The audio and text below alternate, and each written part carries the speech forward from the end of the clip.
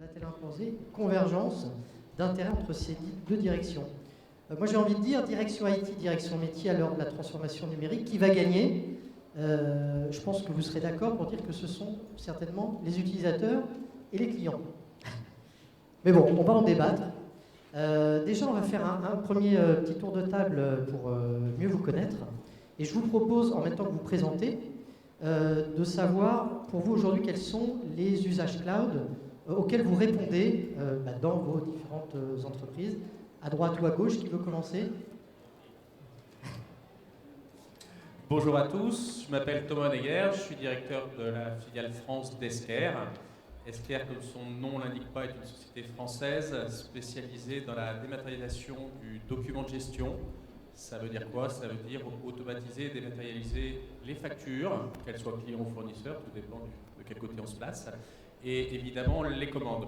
Donc mon champ d'application, pour répondre à votre question, c'est le document de gestion, essentiellement sur une offre qui est proposée en mode SaaS. Pardon, juste pour voir, elle a évolué comment cette offre au fur et à mesure des années, puisque vous êtes présent depuis très longtemps aussi sur ce marché de la dématérialisation. Oui, on arrive aujourd'hui, on parle beaucoup de transformation numérique. Est-ce que vos offres, elles se sont adaptées? Alors, nécessairement, elles doivent s'adapter pour plusieurs raisons. Alors, historiquement, Esker, comme tout bon éditeur de logiciel, proposait un modèle traditionnel, on-premise.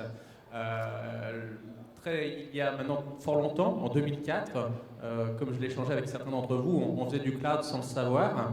Donc on a proposé des premiers services externalisés avec d'abord des services d'impression. Et puis très vite, on s'est aperçu de par nos clients qu'on avait besoin d'aller encore au-delà. Donc une approche qui est devenue très numérique. Et il est vrai dans mon marché une évolution législative constante, donc sur lequel nous avons nécessairement besoin de nous adapter. Je pense notamment plus récemment à la réglementation européenne de 2014 qui va imposer toute entreprise à utiliser des plateformes cloud pour facturer l'administration publique. En France, ça sera 2017. Et petite précision, M. Macron, dans ses nombreuses lois, a également évoqué cette obligation pour toute entreprise à destination des entreprises. Donc très clairement, on surfe sur le numérique dans le monde de la facture nécessairement. Patrick Bouillot. Oui, bonjour, Patrick Bouillot, je suis en charge du business développement sur les services providers et les éditeurs pour IBM France. Alors nous, ce qu'on voit arriver sur le marché actuellement, c'est deux types de demandes. Des transformations classiques de workload traditionnels qui vont passer dans le cloud. Donc là, une informatique plutôt classique, simplement en train de changer de business model. Et surtout, des transformations d'entreprises qui veulent aller chercher des nouveaux usages et des nouveaux business models qui s'appuient sur les technologies cloud, qu'elles soient au niveau du IaaS ou du PaaS, pour aller plus loin et aller chercher de nouveaux segments de marché, de nouveaux clients. Donc c'est deux types d'activités qui sont en train de se mettre en place. Une activité, je dirais, informatique classique, simplement qu'on passe du on-premise en cloud, et une activité qui est vraiment de transformer l'entreprise. Alors on dit effectivement transformation digitale, etc. Donc c'est vraiment l'entreprise qui transforme pour aller chercher des nouveaux segments de marché, des nouveaux business, et qui s'appuie sur le numérique pour le faire. En quoi ça a transformé vos offres? Alors nous, ça transforme nos offres, ou nos offres aident les clients à se transformer. C'est un peu dans le même sens. C'est-à-dire on s'appuie sur ce que les clients, ce qu'on voit arriver à travers le monde, les tendances pour définir de nouvelles offres. C'est pour ça qu'on a effectivement développé aussi une offre de PaaS qui s'appelle Bluemix, qui nous permet d'aller chercher et d'aider les clients à se transformer plus rapidement. Très bien. Monsieur Desrémur? Oui, bonjour. Donc Edouard Desrémur, je suis l'un des cofondateurs d'Oudrive. Donc Oudrive est un éditeur, un pure player SaaS. Ça fait maintenant 15 ans qu'on développe des solutions en SaaS. On a 3 types de métiers. Des solutions de partage de fichiers, avec à la fois des solutions généralistes, type partage de fichiers lumineux, synchronisation, et des solutions verticalisées pour différents métiers. Les métiers des RH, de la finance, les boards, la communication ou les vendeurs. Un second groupe d'activités avec la sauvegarde, des solutions de sauvegarde pour des postes serveurs, des postes nomades. Et enfin des solutions de e-confiance qui permettent de signer les documents, les eurodater ou les voilà. Avec la problématique aussi de la localisation, de la sauvegarde des données qui est importante, c'est important pour tout le monde, mais chez vous aussi, vous répondez aussi à cette... Aujourd'hui, c'est essentiel. Les clients sont de plus en plus attachés à la souveraineté. Donc nos clients français veulent que par contrat, toutes leurs données soient stockées en France. On a également différentes filiales en Europe, des filiales en Suisse, Allemagne, Luxembourg, Espagne. Et chaque pays a ses propres centres d'hébergement. Un client suisse veut absolument avoir ses données stockées en Suisse, pareil pour Luxembourg. Donc c'est un point essentiel dans le choix d'une solution aujourd'hui. Alors je vais passer à droite. Voilà, je vous en prie. Donc bonjour, Eric Bornet, je suis directeur commercial de Juniper pour la France.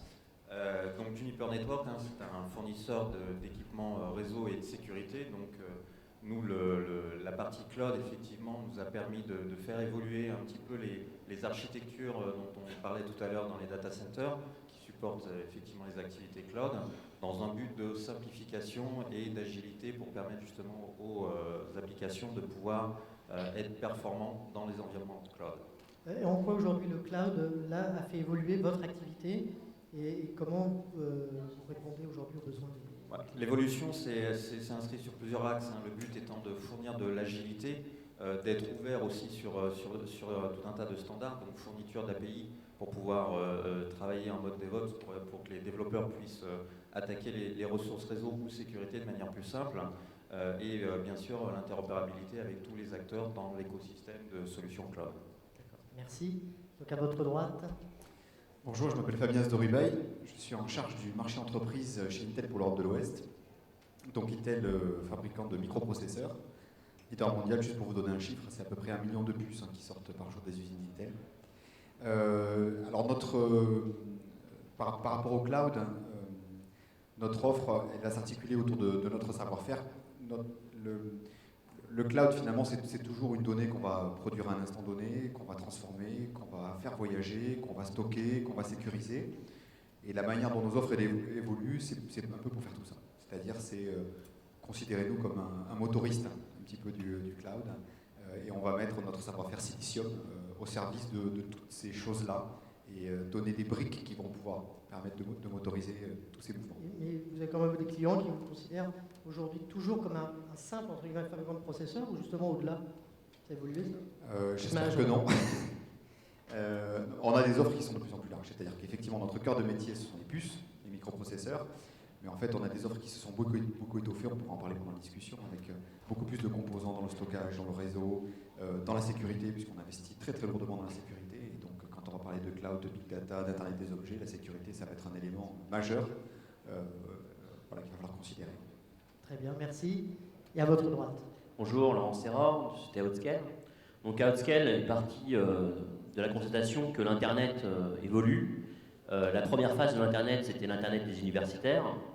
Ensuite, on est passé à la phase de l'Internet qui s'adressait aux consommateurs. Et aujourd'hui, la troisième phase, c'est l'Internet industriel.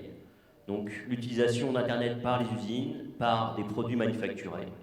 Et pour cela, il faut un cloud provider, et c'est Outscale qui fournit de l'infrastructure as a service orientée vers ces nouveaux usages. Et donc aujourd'hui, nous avons des plateformes de type entreprise qui permettent dans le monde à des industriels de pouvoir, leurs usines, de pouvoir collecter les informations au niveau de l'Internet des objets ou de pouvoir faire fonctionner les smart cities. Très bien, donc merci. Voilà, une petite présentation des forces en présence, si je puis dire, qui vont faire partager leurs impressions sur justement cette thématique qui est aujourd'hui au centre, je pense aussi de vos préoccupations, sur le partage entre direction métier et direction IT.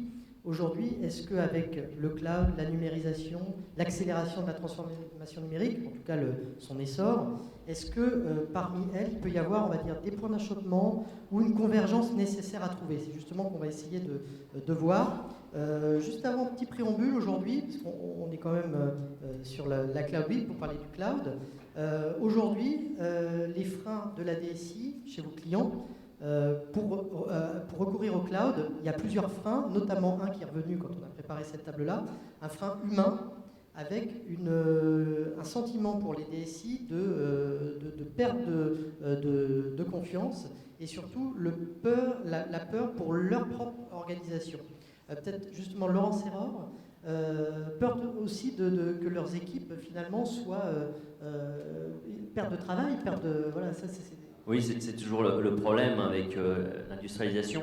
Aujourd'hui, c'est vrai que quand on parle aux IT, elles ont une peur réelle, celle que la shadow IT, c'est-à-dire le fait que leur département marketing ou leurs développeurs vont mettre leur carte bleue en ligne pour accéder à des ressources comme des ressources du cloud et qui vont lancer des nouveaux projets, violant ainsi tous les principes de gouvernance et de sécurité qui sont au sein de l'entreprise et qui font une partie de la richesse de l'entreprise. Ça, c'est leur première peur, et ils veulent lutter contre ça, et cette peur se comprend. Il faut que le shadow IT soit maîtrisé, il faut que le shadow IT rentre dans la gouvernance de l'entreprise, et quelque part, il faut qu'il ne soit plus un shadow IT. Et le deuxième peur qu'ils ont, qui elle n'est pas justifiée, c'est de ne plus avoir un certain nombre de tâches dont ils ont la charge aujourd'hui, c'est-à-dire commander des serveurs, les racker, les configurer, etc. Et donc d'avoir des équipes qui ne seront donc plus utilisées pour faire ces tâches. Or, il est clair que ces tâches ont très peu de valeur ajoutée aujourd'hui. Ce sont des processus qui sont complètement industrialisés par l'ensemble des constructeurs de la place. On a une représentation ici. Il n'y a plus de valeur pour mettre un technicien ou un ingénieur sur ces sujets-là. C'est totalement automatisable et totalement automatisé par le cloud. Et donc, il faut que les DSI évoluent et comprennent que maintenant, elles doivent gérer leur projet en mode projet et laisser faire les spécialistes, les industriels sur ces sujets qui sont tout simplement fournir la ressource au client final. Patrick Bouillot, vous n'allez pas forcément être 100% d'accord, je pense, avec Laurent Serran, puisque pour vous, les métiers, oui, c'est facile de mettre en place du Salesforce, des VM, mais il faut toujours quand même quelqu'un pour les administrer derrière. Donc la DSI a toujours quand même un peu la main dessus.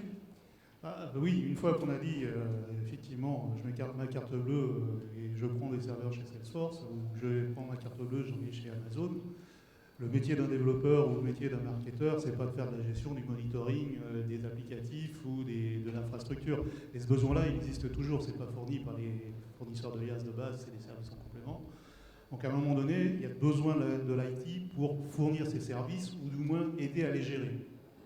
Donc moi, ce qu'on voit, je pense, arriver comme tendance, c'est qu'effectivement, l'IT a besoin d'évoluer, a besoin de se remettre en position de force, ou position intéressante dans l'entreprise, parce que pour l'instant, elle se fait marginaliser parce que pour tout un tas de raisons, pas de rapidité, etc., tout qu'on connaît bien, elle a besoin de se remettre en évidence. Mais pour ça, il faut qu'elle amène des nouveaux services à ses utilisateurs.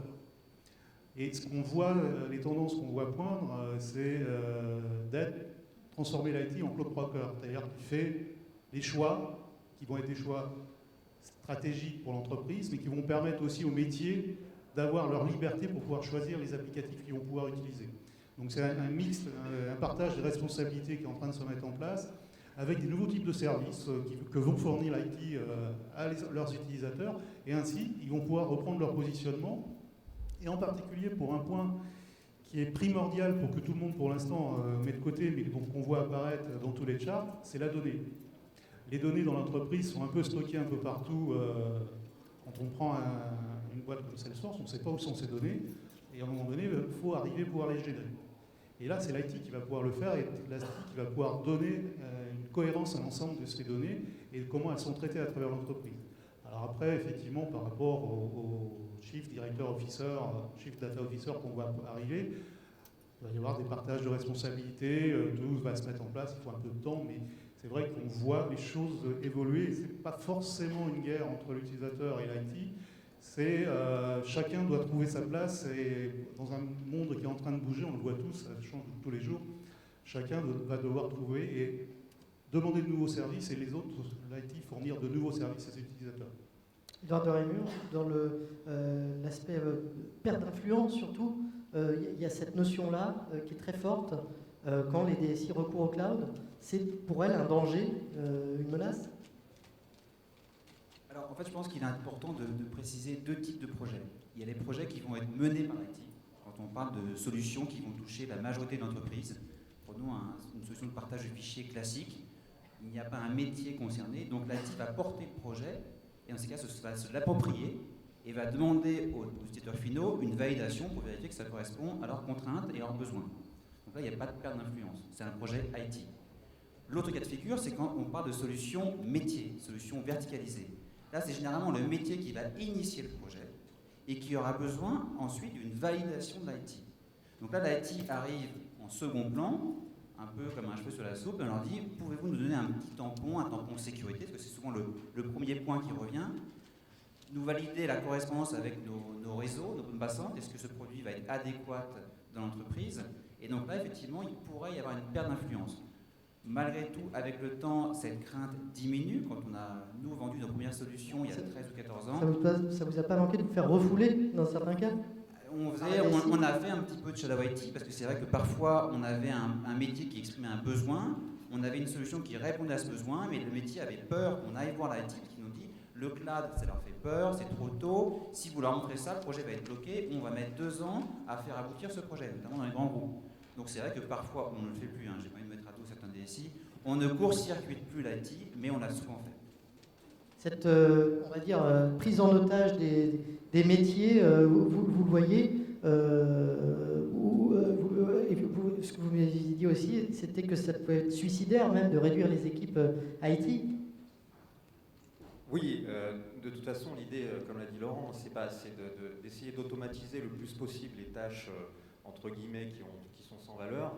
Il faut que l'IT se transforme effectivement comme un fournisseur de services pour ses utilisateurs, que ce soit les métiers, que ce soit toute population dans l'entreprise. Donc l'idée n'est pas de se séparer des gens, l'idée est d'accompagner le changement des personnes vers quelque chose qui apporte plus de valeur dans le traitement des données, comme on l'a vu. Et quand chez Juniper, on discute sur des projets, que ce soit de cloud privé, de cloud public ou de cloud hybride chez nos clients, la dimension conduite du changement est extrêmement importante. Donc c'est pour ça qu'on a des partenaires comme IBM qui nous accompagnent sur ces projets-là, entre autres, pour apporter cette dimension et lever ces craintes. Parce que le but, encore une fois, sur ces projets de transformation, de changement, et le changement fait peur quand même en Angleterre, en France la plupart du temps, c'est toujours compliqué quand on veut changer quelque chose, une mentalité, un process.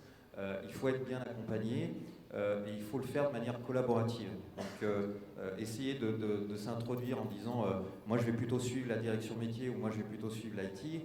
Non, l'idée n'est pas faire d'ingérence dans un grand groupe, dans une entreprise, mais trouver les meilleurs leviers pour que, en finalité, ce soit l'entreprise qui soit gagnante. Le but, encore une fois, de ce type de transformation, c'est que l'entreprise cherche des nouveaux vecteurs de croissance, comme nous tous. Donc, à la fin, il faut que le projet soit gagnant-gagnant de chaque côté. Et donc, l'idée, bien évidemment, est d'aller simplifier le plus possible les process avec différents partenaires, avec différents types de solutions, et apporter, encore une fois, de l'automatisation là où c'est primordial pour pouvoir, après, libérer du temps et des ressources sur quelque chose qui apporte la valeur à l'entreprise. Vous pensez que c'est nécessaire, justement, cette libéralisation des équipes pour essayer d'avoir une convergence entre le métier IT? Oui, je pense que de toute façon, toute démarche qui viserait à les mettre les uns contre les autres n'est pas la bonne démarche, de toute façon. Donc on a tout intérêt à ce que ces deux populations cohabitent. Et je pense qu'en se projetant un petit peu, le sujet qui va les rapprocher de toute façon, ça va être le traitement du big data. Dès lors qu'une entreprise va vouloir s'y mettre de façon très sérieuse, ça commence, mais dès lors que ça va se généraliser, une direction métier, quel que soit le métier, ça peut être du marketing, de la finance, de la production, peu importe, elle sait qu'elle va trouver de la valeur, mais pour mettre en musique tout ça, elle va de toute façon avoir besoin de l'IT. Donc ça veut dire qu'il va falloir certainement reprendre des ressources qui faisaient des tâches à faible valeur ajoutée, que ces tâches à valeur ajoutée effectivement partent dans d'autres systèmes plus automatisés et qu'on puisse les réutiliser pour aller dans ces champs d'expertise. Parce que quand on va traiter du big data, c'est un domaine d'expertise. C'est pas de l'IT facile tout ça. Après, ça va dépendre peut-être aussi de la qualité, entre guillemets, du sponsor métier, s'il est plutôt du côté du Chief Digital Officer ou du côté du marketing, du commercial. Ça va dépendre aussi de son influence au niveau pour la prise de décision, au niveau de la direction générale aussi. Oui, on peut très bien se dire qu'il faut aussi, pour savoir où est la décision, suivre où est l'argent. C'est elle qui finance toujours. Hein. Oui, pas l'oublier. De plus en plus. Ouais, de plus en plus. Laurent, peut-être un commentaire là-dessus. Moi, ce que je pense, c'est qu'aujourd'hui, il y a quand même on a résolu un problème qui est que l'entreprise a besoin de cette agilité fournie par le cloud, fournie pour résoudre des problèmes de big data, etc. Et aujourd'hui, on a un frein qui est l'IT, parce que le métier de l'IT, c'est de faire en sorte de ne pas changer quelque chose qui fonctionne, de suivre des process qu'on a mis en place. Et pour résoudre ce problème-là, on a créé cette direction digitale. Et je pense que c'est une solution, mais ce n'est pas la meilleure solution. Et que la bonne solution, c'est pas de créer finalement un deuxième capitaine au navire, c'est de dire l'IT, son job, il a des clients, le marketing, les métiers, etc. Son job, c'est de répondre aux besoins des clients. C'est pas de dire non, c'est de dire comment le faire. C'est de dire oui, on peut le faire, mais c'est comme ça coûte tant, etc. C'est ça son job. C'est pas de dire non, c'est pas possible pour des raisons de sécurité, etc. C'est pas ça son job. Et ça, parce qu'on n'arrive pas à modifier les IT, notamment dans nos pays latins, parce qu'aux US, croyez-moi qu'ils y arrivent, ils les changent. On a créé cette direction digitale qui se retrouve finalement à se battre sur certains projets et qui est en compétition finalement avec la direction de l'IT. Vous l'appelez même, c'est du shadow IT officiel pour vous. Oui, on a officialisé le shadow IT. Donc je pense que l'IT a énormément apporté, notamment sur tout ce qui est process, normes de sécurité, gouvernance, connaissances métiers, réflexes, état de l'art.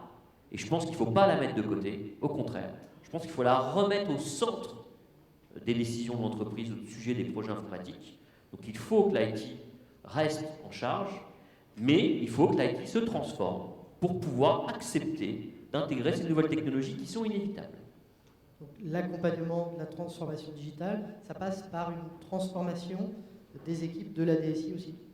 Il faut reformer les équipes, il faut introduire la notion de DevOps, la notion de changement au sein des IT. C'est-à-dire que c'est fini de on ne change plus un truc qui marche.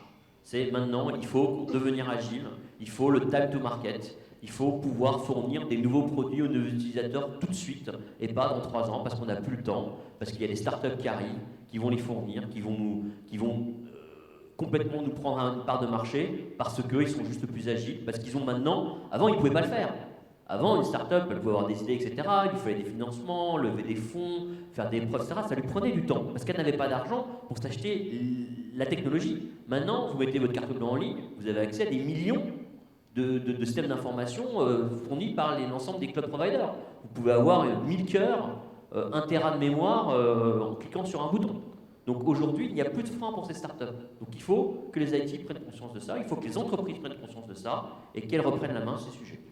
Patrick Bouillot, pour vous, la DSI, elle se doit d'être montrée proactive déjà d'un côté, et puis apporter de la valeur, autre que technologique. C'est là où il peut y avoir des petits points d'achoppement.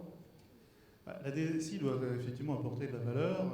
Il faut qu'elle fasse sa transformation, se repositionne pour accompagner l'entreprise, en particulier qu'elle soit prête à accompagner l'entreprise dans la transformation numérique. Alors, je mettrai guillemets en transformation numérique, parce que pour l'instant on voit beaucoup tout le monde parler de transformation numérique, des fois c'est plutôt juste quelques changements cosmétiques. Et c'est vrai que l'entreprise qui veut aller chercher de nouveaux business models, qui veut aller chercher de nouveaux marchés, va devoir s'appuyer sur une de ses forces, qui est l'IT, puisque c'est l'IT qui connaît quand même le mieux. Et là, la DSI était déjà proactive aussi avant. Qu'est-ce qui change par rapport à maintenant ? Ce qui change, c'est la rapidité de réponse aux besoins. Ce qui n'était pas habitué les équipes IT, qui sont plutôt effectivement avec des process, des plannings, etc. Ça va avec voilà, là, DevOps, c'est ça. Oui, là on a besoin effectivement d'outils, c'est des DevOps, c'est aussi de pouvoir définir un business model, d'aller très vite en développement, de faire de l'itératif et de dire là ça marche, ok on continue et maintenant on va regarder avec l'IT comment industrialiser et avoir un système qui va pouvoir me traiter tout ce qui est nouveau business model et un système qui va être plutôt basé sur les ERP, des choses comme ça, qui va me traiter l'arrière-boutique. Et c'est ce qu'on voit arriver effectivement actuellement dans les banques où ils créent des spin-offs, des nouvelles filiales qui vont très vite pour développer de nouveaux business models, mais derrière il y a quand même toute l'infrastructure qui leur permet de répondre à ça. Et cet argumentaire, excusez-moi, il est valable pour principalement les grands comptes. Dans les petites structures, fonctionner en DevOps, finalement, c'est peut-être pas. Il suffit d'aller juste frapper au bureau à côté, non ? C'est peut-être plus simple. Ça pourrait être plus simple, mais je pense qu'il y a des bonnes habitudes à prendre, même quand on est en train de débuter. Et contrairement à ce qu'on pense, je pense que les startups, dès le début, se mettent en mode DevOps, etc. Ils vont très vite, ce qui leur permet d'avoir des releases, des changements, de répondre aux besoins du marché très rapidement, parce qu'ils ont mis en place les structures et les infrastructures qui permettent de le faire. Alors que sur effectivement les compagnies plus classiques, les process et la conduite du changement est beaucoup plus compliqué, il faut du temps, il faut changer, et il y a plein de nouveaux métiers qui sont en train d'arriver, qui sont en train de se créer au niveau de l'IT. Il faut pouvoir faire bouger effectivement l'humain, ce n'est pas forcément le plus simple, alors qu'effectivement sur les startups, ils ont besoin d'une ressource, ils l'achètent sur le marché, Ils vont directement créer ces nouveaux business models, ils mettent en place les process qui vont bien, ils ont besoin d'un nouveau service, ils regardent sur le web, ça existe là, je l'intègre, c'est tout de suite, c'est prêt. Alors qu'en une IT traditionnelle, on va passer par toute une phase de validation qui, voilà, et le time to market, on passe de 1 à 10. Thomas Heidegger, dans cette optique de transformation numérique, aujourd'hui l'IT, elle doit être pilier technique ou accompagnateur des usages, ou les deux? Alors, un petit peu comme la table ronde, je vais faire une réponse assez consensuelle, même si... Pas trop, hein. Pas trop, d'accord. Aujourd'hui, pour moi, en tout cas dans mon marché, très clairement, j'ai rarement un DSI qui me dit je voudrais dématérialiser l'ensemble des documents de gestion. Donc très clairement, c'est l'usage, c'est la direction métier qui prend le pas. Et j'aime bien l'approche de M. de Rémur qui dit finalement il faut quand même distinguer les deux applications. Et dans ce cas-là, très clairement, mon sponsor, c'est forcément le métier. Après, on va très très vite à l'étape d'après, justement, si finalement les directions métiers sont garants des usages opérationnels, le DSI, lui, est garant du système d'information. Et en tout cas, dans mon marché, il n'y a pas une application qui ne s'interconnecte pas avec une autre. Donc nécessairement, le DSI a un pouvoir important. Mon marché, il est périphérique à l'ERP, à l'application, au SAP, au Oracle, au Microsoft. Et là, très clairement, c'est sa chasse gardée. Donc il y a toujours un sentiment de perte de pouvoir de la DSI, parce qu'il dit, attention, là tu es en train de toucher aux applications métiers centrales de l'entreprise, donc tu dois respecter les règles.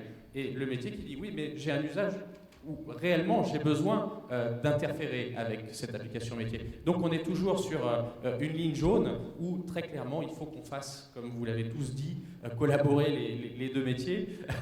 C'est en cela où c'est très consensuel, mais aujourd'hui, force est de constater que c'est pour moi la direction métier qui doit l'emporter et la DSI qui doit supporter. Edouard Delorier, vous êtes d'accord avec cette affirmation? Je suis tout à fait d'accord, mais... Constatation. Oui, je suis tout à fait d'accord, mais j'irai un peu plus loin parce qu'on a dit que l'IT doit répondre à des besoins. Je pense que l'IT peut aller plus loin. L'IT a besoin de marketing. Quand on discute avec des DSI, ils nous disent on doit rendre notre métier plus sexy, on doit être plus visible dans l'entreprise. Et le cloud est un très bon moyen pour valoriser l'IT, surtout si l'IT est proactif. L'IT ne fait pas que répondre à des besoins. L'IT peut aussi anticiper des besoins et expliquer aux départements, aux métiers, qu'il y a des solutions qui pourraient leur faire gagner en productivité.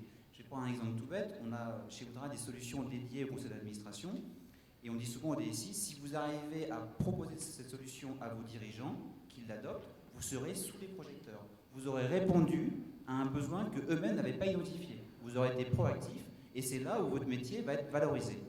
Donc je pense qu'on peut aller plus loin. L'IT ne peut pas que répondre à des besoins. En préparant cette table, vous disiez également que le DSI doit apporter du contrôle aux solutions. Alors là, c'est un contrôle, on va dire, physique ou un contrôle plus sur les règles de sécurité?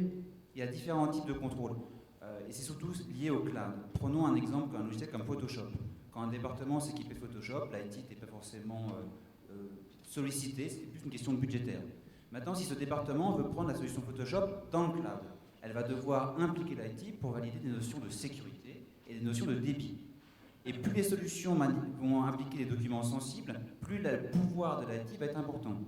Et c'est encore plus flagrant dans des métiers comme la banque, où là l'IT est tout puissant, aucun métier ne peut imposer une solution sans l'aval de l'IT. Les métiers sont, vous voyez peut-être Laurent Serran, avec cette on va dire, verticalisation là, au niveau de la banque, dans le secteur bancaire, financier? Disons que c'est vrai qu'aujourd'hui, on parle d'IT toute puissante.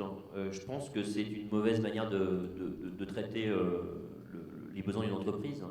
Qu'on a une toute puissance qui n'est pas axée sur le besoin du client final et qui n'est pas axée sur le business, il y a un problème pour moi dans l'entreprise.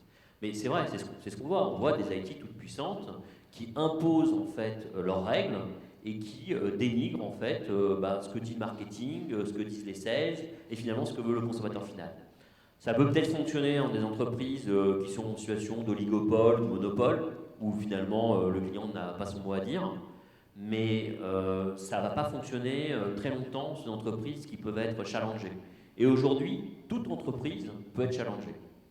Sachant que la DSI, vous m'avez indiqué, en préparant cette table, c'était considérer que c'est les fondations de la maison. Est-ce qu'on peut considérer que ce sont des fondations pour tout type d'entreprise. Pas forcément, il y en a certaines qui ont besoin de plus d'agilité, passer d'abord par les métiers avant la DSI, qui là devient un support seulement. Alors, on peut faire des entreprises zéro IT, mais c'est très compliqué. Il y en a, ça existe, vous avez des exemples? Alors, moi, j'ai essayé de le faire chez Outscale. Donc, on fournit de l'infrastructure, mais il faut une IT. Hein. On a besoin de portables, de téléphones, on a besoin de VPN, on a besoin de Wi-Fi. Donc, je me suis amusé à prendre des offres SaaS partout. Et donc, j'ai... Ça a marché? Alors, c'est très compliqué. D'abord, il y a un problème de mots, de définition du mot SaaS. Par exemple, une solution RH vraiment SaaS, c'est-à-dire avec des API pour tout faire, c'est extrêmement compliqué à trouver. Et donc, il y a plein de gens qui arrivent en disant « nous, on est SaaS », puis quand vous creusez, il n'y a pas d'API. Et donc, si ce n'est pas full SaaS, c'est compliqué d'intégrer ça uniquement avec des développeurs. Et de toutes les façons, très rapidement, vous vous rendez compte qu'il faut quand même quelqu'un pour gérer des budgets. Parce que ça coûte très cher, donc il faut quand même négocier. Il faut quelqu'un pour gérer les projets, les requirements, etc. Donc le zéro IT, j'ai essayé et j'y suis pas arrivé. Voilà. Donc maintenant j'ai quelqu'un qui est responsable de l'IT. Voilà. Avec une équipe, dédiée. Avec une équipe, alors on minimise, hein. On prend beaucoup de consultants, on fonctionne avec des consultants, on fait de l'intégration, et d'ailleurs il y a un nouveau métier qui est très intéressant, qui est de l'intégration de services cloud. Quelques sociétés de services se sont spécialisées là-dedans, donc ils arrivent et ils analysent votre problématique IT, et puis ils vous intègrent 2, 3, 10 services cloud en vous minimisant les problématiques de saisie d'utilisateurs dans chacun des produits, etc. Justement avec des couches d'API, avec des connecteurs, et ça c'est des nouveaux métiers qui fonctionnent bien, et on est en train d'évoluer vers les anciens intégrateurs de systèmes d'information qu'on connaît bien, qui a des entreprises et qui réinventaient la roue à chaque fois, vers des gens qui commencent à industrialiser cette intégration au sein de l'entreprise. Fabien Zdurabaï, alors pour rebondir sur le côté IT, effectivement, on ne peut pas vraiment s'en passer. Enfin, dans certains cas, on voit que ça peut marcher, mais au final, on a quand même besoin de cette IT-là. Maintenant, l'IT, le rôle de l'IT, comme je disais, c'est pas seulement d'installer des Candy Crush. Hein. Non, heureusement, le rôle de l'IT est plus vaste, hein, et il y a un domaine qui va le rendre encore plus important dans l'entreprise, c'est la sécurité. Parce qu'on parle du cloud, on parle des données, tout à l'heure on a eu une brillante conférence de Microsoft sur l'Internet des objets, mais tout ça, tous ces objets qui sont des objets à l'intérieur de l'entreprise, à l'extérieur de l'entreprise, les connexions entre les entreprises, d'ailleurs que ce soit des entreprises ou des institutions publiques, peu importe, tout ça c'est autant de points d'attaque, des brèches potentielles. Et alors là c'est encore un vrai métier d'expert. Donc là, on va encore avoir besoin de l'IT. Donc ça, c'est pas une problématique métier. La problématique métier, c'est que ça fonctionne. Elle n'est pas là pour réparer les problèmes. Elle n'est pas là pour sécuriser. Ceux qui sont là pour sécuriser, c'est l'IT. Donc là, il y a un vrai sujet et il y a un vrai métier d'expertise. Donc là, on va vraiment avoir besoin d'eux. Éric Bornin, j'imagine que vous êtes d'accord? Parce que oui. Juniper, voilà, on est quand même dans le... Mais au-delà de ça, chez vous, ça nous arrange. ce rôle de l'IT en tant que fondation, vous êtes d'accord aussi? En un sens, oui, quand on prend, et Laurent l'a très bien dit tout à l'heure, c'est-à-dire quand on prend un pays qui a 20 ans ou 30 ans d'existence, qui a vécu des dizaines de révolutions informatiques, effectivement l'IT, alors j'emploierai pas le mot toute puissante, mais l'IT a en tout cas la mémoire et les fondations et le socle commun de beaucoup de choses au niveau système d'information de son entreprise et doit chercher à se faire évoluer. Maintenant, effectivement, la sécurité a toujours été quelque chose de primordial dans beaucoup d'entreprises. Ça l'est d'autant plus quand on s'ouvre. C'est pas nouveau, c'est pas nouveau, mais simplement les systèmes de sécurité doivent aussi s'adapter à ces nouveaux usages. Maintenant, il y a la sécurité purement informatique au sens du terme, mais après il y a les compliance aussi par rapport à un certain nombre de règles, de standards imposés par le métier même de l'entreprise. Legal, tout ce qui est legal. Tout ce qui est legal, tout ce qui est compliance, à des règles, à des normes, à un certain nombre de choses.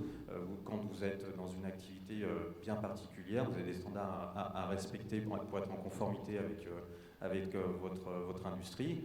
Et ça peut aussi être un frein à l'adoption massive de services cloud et qui peut aussi de temps en temps empêcher l'IT de pouvoir proposer un certain nombre de choses. Je dis bien de temps en temps, puisque après quand on y réfléchit, l'IT, et là je rejoins aussi, doit être force de proposition. Et même tout en analysant ce qui se passe au niveau des réglementations, pouvoir proposer de nouvelles manières de monétiser un petit peu ces services et de capter de la part de marché. On le voit très bien dans le secteur de l'assurance, qui est quand même un métier très régulé. Il y a des départements entiers qui sont créés justement pour aller capter et proposer des nouveaux services, des nouveaux produits, tout en respectant bien sûr la réglementation qui est très importante dans ce secteur d'activité-là, pour aller proposer des services cloud, pour aller proposer des services numériques digitaux à ses clients et ainsi éviter la concurrence massive de petites entités qui pourraient arriver là-dessus. Fabien, juste avant, je voulais juste vous faire rebondir sur l'aspect legal. Vous m'aviez indiqué que même si les métiers voulaient se passer de la DSI, elles ne pouvaient pas le faire. Ah, bien sûr que non, parce que là, ça met en péril l'entreprise d'une manière globale. Une entreprise, alors on va reprendre l'exemple d'une assurance. L'assurance qui n'est pas absolument compliante avec la réglementation va se voir retirer ses licences et ne pourra plus exploiter, ne pourra plus être une société d'assurance. Pareil pour les banques, pareil dans d'autres métiers, l'aviation, le transport, l'énergie, enfin il y a énormément de métiers qui sont réglementés et en cas de non-conformité, vous perdez votre droit d'exercer. Donc les métiers sont très au courant de ça et ne peuvent pas non plus se passer de ça. Maintenant, le fait d'aller faire du shadow IT, de temps en temps, effectivement, peut ouvrir des brèches qui pourraient être vues comme une non-conformité à une réglementation et pénaliser l'entreprise complète là-dessus. C'est pour ça que l'information est très importante et que la collaboration entre la DSI et la direction métier est très importante sur ces aspects-là, bien sûr. Très bien, Zoran, sur le legal. Je vais rajouter un sujet qui est lié à tout ça, si on se place dans le temps, c'est l'évolution de l'espace de travail. Parce que on parle du cloud, mais si on se projette à un peu plus long terme, en fait, on l'a vu aussi ce matin, qu'est-ce que le travail? Qu'est-ce qu'il va devenir? C'est quoi? C'est comment? C'est qui? C'est où? Et là-dessus, l'IT va avoir un rôle tout à fait prépondérant. En 2025, 75% des collaborateurs, ce seront des générations Y. Ça ne fonctionne pas comme une génération X, et ça ne fonctionne pas comme la génération Z qui va arriver après. Qu'est-ce qu'ils veulent? Comment est-ce qu'ils travaillent? C'est quoi leur rapport au travail et à l'entreprise? Une entreprise, c'est de la créativité. Ça fonctionne longtemps s'il y a de la collaboration. Mais tout ça, pour le mettre en musique, il va falloir transformer l'espace de travail. Et là, l'IT, il va être absolument fondamental. Il va être un énorme pilier. Parce que c'est lui qui va pouvoir aussi donner des conseils, dire ben voilà comment vous allez vous y prendre, voilà comment on va vous équiper, voilà les moyens qu'on va vous donner pour être plus efficace et faire en sorte que l'institution dans laquelle vous travaillez soit prospère et pérenne. Donc pas seulement l'IT en tant qu'aide, pilier à la transformation digitale, mais à la transformation tout court de l'entreprise. À la transformation complète de l'entreprise. Thomas Neger, sur l'aspect justement aide à la transformation digitale, la DSI, elle est aujourd'hui pilier, moteur? Elle l'est forcément à plusieurs titres, celle de proposer et celle de contrôler. Je m'explique, on a entendu un certain nombre d'intervenants parler d'agilité. Typiquement, dans les applications SaaS purement métier, notamment autour du papier et de la dématérialisation, un utilisateur, on part du principe qu'il ne sait pas ce qu'il veut. Ou en tout cas, il a une image de ce qu'il veut qui est très déformée de la réalité. Très souvent. C'est la loi d'Humphrey, c'est pas moi qui l'ai inventé celle-ci. Pour faire simple, on va commencer donc avec un projet qui a un périmètre donné, mais les projets ça vit, et encore plus les projets informatiques. Et du coup, le DSI, qui est toujours le garant du système d'information, il va devoir proposer, comme vous le disiez, des nouvelles fonctionnalités par rapport à des besoins qu'il pourrait identifier, mais il doit aussi contrôler que ces projets ne partent pas dans tous les sens. Certes pour des aspects budgétaires, si c'est son budget, mais également pour un souci de cohérence du système d'information. Pour votre voisin, la DSI, elle doit être capable de mettre en place des solutions sans briser la créativité des métiers. Ça veut dire quoi? Ça veut dire que la DSI doit être suffisamment agile, ouverte pour laisser les métiers aller chercher des nouveaux business models et créer, se transformer et aller chercher autre chose. La créativité pour transformer les business models, pas pour elles-mêmes être plus efficaces? Parce qu'après, si les métiers se mettent à la place des DG et parlent leur langage, c'est d'ailleurs que vous avez plus de facilité à parler transformation digitale avec les DG plutôt qu'avec les DSI. Ouais, je dirais qu'effectivement, dans le métier de business développement, j'ai plus tendance à aller voir la direction générale parce qu'on va parler de stratégie et d'évolution et de transformation du métier et de la stratégie de l'entreprise. Vous vous souveniez que c'était un peu plus facile, parce que DSI, ils c'est sont un peu plus, enfin, on va pas dire bornés, c'est pas vous qui l'avez dit, mais on va dire qu'ils sont voilà, un peu plus dans leur moule. Ils ont des contraintes, effectivement, la DSI a des contraintes, et effectivement, ils ont fait des choix stratégiques, et quand on va voir, effectivement, qu'on discute avec les directions générales, on est là un peu pour bousculer les positions acquises, les choix stratégiques qui ont été faits, pour envisager de nouvelles solutions. Donc c'est plus facile de le faire avec quelqu'un qui va prendre des décisions pour sa boîte, en termes de business, de stratégie, que de le faire avec des gens qui ont déjà mis des solutions en place, qu'on challenge quand même pas mal sur ce fait-là. Donc là, c'est dans les discussions de transformation qu'on a avec les sociétés, on a tendance effectivement à aller voir au départ les directions générales ou les métiers, et après on intègre la DSI, parce que de toute façon elle est incontournable et c'est avec elle qu'à la fin on va travailler. Mais au départ, pour aider les choix ou faire les orientations de choix, on va discuter au-dessus, parce que là, on n'est pas bloqué par des choix, des positionnements techniques ou des choix technologiques ou des choix stratégiques qui ont déjà été faits. Édouard de Rémur, le choix des technologies, elle revient au final, qui c'est le coup près, le go, les métiers ou l'IT? Je pense que le choix final revient à l'IT quand on parle de technologie. C'est-à-dire que le métier va valider la réponse à un besoin par rapport à un cahier des charges. Mais dans le choix final, l'IT est forcément impliqué pour des notions, on l'a dit, de sécurité, des notions de performance, d'adéquation avec le réseau ou les autres systèmes d'entreprise, parce que maintenant les solutions sont de plus en plus interconnectées. On a de moins en moins de solutions qui sont isolées. Il y a des API, la majorité des solutions cloud proposent des API. Donc, au départ d'un premier besoin, on dit ok, on a un besoin X, mais ça serait intéressant de le faire communiquer avec la solution Y qui est déjà en place, et ça, seul l'IT peut le faire. Après, il y a toute la partie provisioning, donc création des utilisateurs, les parties SSO, donc single sign-on, pour pouvoir s'authentifier à l'outil de manière beaucoup plus simple, ne pas avoir 36 mots de passe à rentrer. Donc tous ces aspects sont souvent oubliés par le métier, qui ne se focalise que sur son propre besoin. Et donc au final, l'IT intervient pour dire ok, le besoin on l'a vu, mais maintenant il faut voir le reste, tout ce qui est autour de ce besoin. Laurent Serrance, l'aspect intégration, elle est primordiale aujourd'hui. C'est vrai que c'est l'IT seul qui a, qui a ce pivot-là entre les mains. Alors, c'est vrai, l'intégration, c'est fondamental. Ça l'a toujours été. Il y a 20 ans, quand vous deviez intégrer un système SAP avec votre système de paie, etc., c'était toujours un problème. Aujourd'hui, on a des protocoles un petit peu plus normalisés, c'est plus facile. Les API sont décrites, les systèmes sont plus ouverts. Il y a encore quelques fournisseurs qui ne veulent pas ouvrir leur système, mais bon, ils vont faire partie de l'histoire. Mais globalement, cette capacité d'intégration est complexe à avoir en interne dans les entreprises. C'est-à-dire que, ce que je disais, il faut des nouveaux métiers d'intégrateurs. Ce qu'il faut, c'est effectivement une IT qui va piloter le projet, qui va appliquer les règles de gouvernance, qui va s'occuper des appels d'offres, etc. Qu'elle ait éventuellement des personnes en interne qui connaissent bien les problématiques de l'entreprise, les problématiques des métiers pour les expliquer. Par contre, faire toute l'intégration du SSO, de l'annuaire d'entreprise, avec toutes les solutions SaaS nécessaires pour pouvoir répondre à toutes les problématiques de l'entreprise, y compris l'accès sur les mobiles, etc.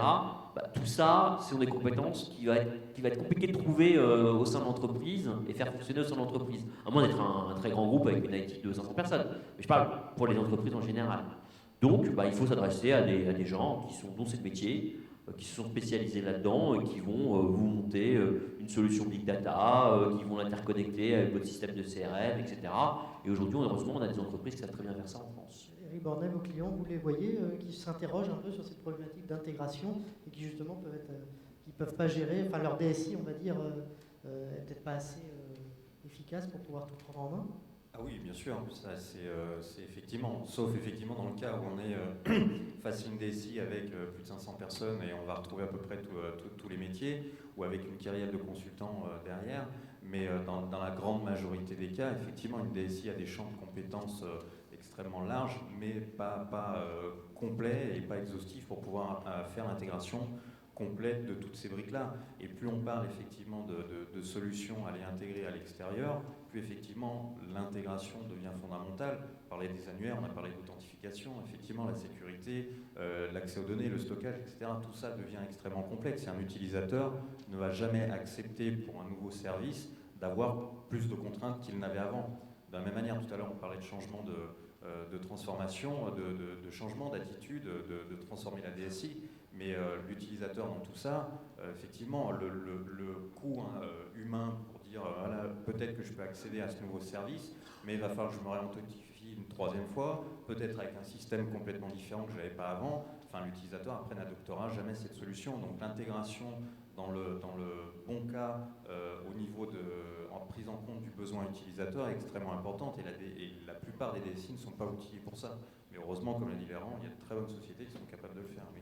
Alors, on a beaucoup parlé de la convergence effectivement entre DSI et direction métier, mais il peut y avoir des points d'achoppement, des obstacles à surmonter, et donc là, gardez le micro parce que vous avez dit quelque chose de très intéressant, c'est que la résolution des conflits aujourd'hui, elle est compliquée en soi. Il faut miser sur ce qui les rapproche, direction métier et direction IT, viser ce qui rapproche, c'est la fidélisation client, la coopération. C'est ça finalement le secret de la réussite. C'est exactement un petit peu l'introduction qu'on avait faite au départ, c'est-à-dire que miser sur un conflit à l'intérieur d'une entreprise, c'est se tromper de combat. Il faut effectivement arriver à rapprocher, c'est pas angélique ce que je suis en train de dire, mais une entreprise, elle a avant tout pour objet de fidéliser ses clients, en capter des nouveaux, trouver des nouveaux business models pour faire de la croissance. Tout le monde le sait. Donc, partir sur un conflit pour essayer d'atteindre ce but-là, c'est... Mais comment on résout? Est-ce qu'il y a des clés, des bonnes pratiques que vous pouvez partager? Les clés, c'est de ce qu'on voit dans les discussions qu'on a sur ces types de projets-là, c'est la collaboration. C'est effectivement la méthode de travail de dire le métier fait une expression de besoin, sans un cahier des charges qui est validé, revalidé dans tous les sens. C'est une perte de temps colossale. C'est-à-dire que le projet il va aboutir peut-être dans 2 ans si tout va bien, si les planètes sont bien alignées. Non, il faut effectivement qu'à la source, effectivement, il y a un besoin. Le métier a peut-être dit, tiens, on a un nouveau marché potentiel là-bas et je propose de l'attaquer de cette manière-là. Après, s'il devient un projet technologique, oui, la DSI doit être impliquée. Ce n'est pas forcément un projet technologique tout de suite, mais il faut que dans l'ensemble du groupe de travail dont on a parlé tout à l'heure, une task force soit créée avec des utilisateurs, avec les métiers, avec la DSI, mais peut-être avec les RH, avec aussi le legal qui doit être impliqué et changer un petit peu les méthodes de travail. Tout le monde parle des méthodes agiles, etc. sur du développement. C'est applicable aussi en gestion de projet sur beaucoup de choses à l'intérieur de l'entreprise. Alors c'est vrai qu'on est un peu pris par le temps là. Pour essayer de voir avec Thomas Naga les bonnes pratiques, qu'est-ce qu'on peut faire pour concilier DSI, direction métier et résoudre ces points d'achoppement, en tout cas les limiter autant que faire se peut. Alors je vais essayer d'être rapide. Très clairement, je pense que ça a été dit, c'est de viser les objectifs communs, les objectifs probablement stratégiques. Je voudrais quand même nuancer tout ce qu'on est en train de se dire, puisque les gens dans la salle peuvent imaginer que ça ne concerne que les très grands comptes, tout ce qu'on est en train de se dire. Mais finalement, une PME fonctionne comme un très grand compte. Et évidemment, les TPE, non, puisqu'ils ont généralement pas de service dédié à l'informatique. Comment on fait pour concilier? J'ai tendance à dire à mes équipes commerciales, vous devez, c'est un petit peu péjoratif, vous devez donner à manger à tout le monde. Donc il faut identifier finalement des motivations, plus que des besoins, individuels à chaque service, pour les faire converger vers un projet global. Ça, c'est entre guillemets mon petit tricks. C'est l'idée de pouvoir finalement les emmener sur un objectif commun. Et je parlais d'environnement, ça dépend de la taille d'entreprise, mais ça peut également aller bien au-delà des frontières, puisqu'on est très souvent sur des projets à dimension internationale. Partage d'un objectif commun, est-ce que vous partagez cette bonne pratique, Patrick Bouillot? Oui, de toute façon, c'est le seul moyen d'arriver au bout du projet. L'entreprise partage un projet commun, sinon on va vers... C'est comment on arrive à ce partage-là? Ça, c'est effectivement, c'est comment on y arrive. Alors, c'est effectivement par la collaboration, la discussion, la conciliation, la communication et de trouver, de faire parler les gens qu'on a en face de nous qu'on fait parler sur la stratégie ou qu'on fait parler l'IT sur ses envies. C'est d'arriver effectivement, c'est ça, de trouver le bon point commun qui va fédérer tout le monde et permettre d'aller vers une solution. Alors ça c'est quand on arrive sur les projets globaux, mais je suis effectivement d'accord. Il y a des projets où on peut aller très rapidement sur l'itération quand c'est des projets de business model, et là les méthodologies de DevOps, on peut les mettre aussi sur le développement de nouveaux business models pour aller très vite, montrer que ça marche ou que ça ne marche pas, et si ça ne marche pas, on passe à autre chose. On n'a pas besoin d'entraîner toute l'entreprise, mais une fois qu'on a défini que ce projet était effectivement un projet d'entreprise, c'est de faire communiquer tout le monde, de trouver le moteur de chacun, moteur individuel, moteur de l'équipe, pour arriver à les amener dans la bonne direction. C'est pour ça qu'effectivement, souvent, l'appui de la direction générale est un plus, parce que ça permet d'aller beaucoup plus vite pour définir les objectifs communs. Édouard Doremur, ce partage de collaboration, de coopération, il est possible, et comment y parvenir? Alors, en fait, il est possible, et on peut y parvenir si chaque partie arrive à obtenir ce qu'elle souhaite. L'utilisateur final, en résumé, ce qu'il veut, c'est la solution qui répond le plus aux besoins, et il veut de l'autonomie. C'est souvent ce qu'il a reproché à l'IT en disant à chaque fois qu'on veut quelque chose, il faut passer par l'IT, ça prend 24 heures. Donc le cloud apporte cette souplesse à l'utilisateur final. Donc lui, il va être autonome. Et l'IT, ce qu'elle souhaite, c'est ne pas perdre le contrôle de ses solutions, ne pas avoir trop de shadow IT, et pouvoir superviser ce qui se passe avec ces solutions. Donc l'utilisateur final est autonome et l'IT garde le contrôle. Si on arrive à obtenir cette adéquation, eh ben on aura un accord rapide. Très bien, pour conclure justement sur cet aspect également, vous faire réagir sur les bonnes pratiques à mettre en place pour essayer de limiter ces conflits, et en tout cas essayer de faire en sorte que la mayonnaise prenne. Je pense que c'est aussi un état d'esprit, c'est-à-dire c'est à un moment donné être capable pour les deux entités, le métier et l'IT, de reconnaître quelle est la compétence et la valeur de l'autre, et de savoir l'exprimer, de dire toi tu es l'IT, je te reconnais cette compétence, je te reconnais cette valeur ajoutée, et c'est parce que tu as tout ça que tu vas m'aider, et je le sais, et vice-versa. Donc je pense que c'est aussi un état d'esprit à mettre dans la collaboration. Et une fois encore, c'est ce que je disais tout à l'heure, c'est-à-dire que pour moi, la créativité sans collaboration, il n'y a pas d'implémentation de quoi que ce soit, et donc il n'y a pas de pérennité. Et donc le projet commun, il s'effondre. Donc ça paraît tout à fait fondamental. Très bien. Oui, un mot, Laurent. Dernière petite intervention. Dans les très grandes entreprises, ce problème-là existe, donc de non-acceptation par l'IT du cloud. Et la plupart des grandes entreprises ont mis... C'est le PDG en fait qui a géré le problème. Par exemple, dans une entreprise comme SAP, ils ont fait plusieurs tentatives pour faire du full cloud. Et donc aujourd'hui, ils ont tout simplement dit que l'IT maintenant, c'est devenu un cloud provider. Et qu'aujourd'hui, toute solution qui est présentée, qui n'est pas une solution qui fonctionne sur mobile, sur tablette, et qui fonctionne dans le cloud, est automatiquement rejetée par la direction générale. Et donc ce type d'implication de la direction générale permet de forcer les différents acteurs à adopter ces nouvelles technologies et donc à s'adapter aux contraintes qui vont avec. Ce n'est pas forcément une bonne pratique, mais en tout cas c'est une conséquence, c'est ce vers quoi il faut tendre. C'est une manière de faire, effectivement c'est très allemand, mais c'est aussi une manière de faire. D'accord, on va voir si les entreprises françaises sont d'accord pour la pratiquer également. Peut-être à voir, mais en tout cas, merci beaucoup. J'invite aussi les personnes qui sont intéressées. On a parlé Shadow IT. Il y a une table aussi sur le Shadow IT qui est sur ce thème-là tout à l'heure. Écoutez, merci à vous et puis merci de nous avoir suivis. Au revoir.